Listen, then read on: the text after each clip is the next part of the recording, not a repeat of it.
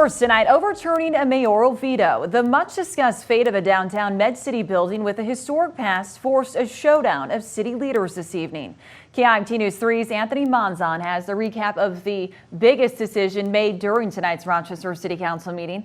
He joins us in studio. Anthony? Well, Katie, there have been so many turns in this story. You might consider it more of a circle, but the saga at City Hall over whether to scrap or save the Labor Temple building, former site of Legends Bar and Grill, is set to continue after the Rochester City Council overturned a veto from Mayor Norton's desk. Here's what you need to know. The city of Rochester owns the property and has been planning to redevelop it for the better part of a decade. The Labor Temple was slated for demolition earlier this year until a Med-City resident recovered documents showing it was home to one of the first Red Owl grocery stores and the Depression-era Time Theater. Expert reviews later found the Labor Temple no longer has historic integrity, leading the City Council to deny deeming it a local historic landmark last month. However, with that vote, the council approved a plan to keep it standing, while options for the property are being considered, in addition to spending up to $20,000 removing signs and an awning from the structure, plus an estimated $17,000 maintaining the empty building over the next 6 months.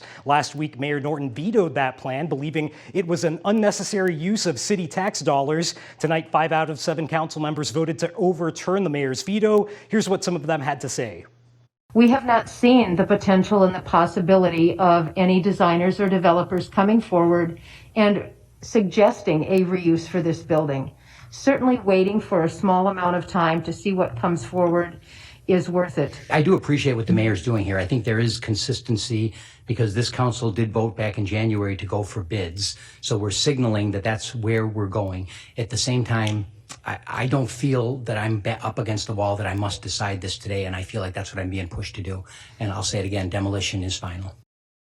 Now, this property is considered a major component of the city and DMC's effort to revitalize Rochester's riverfront.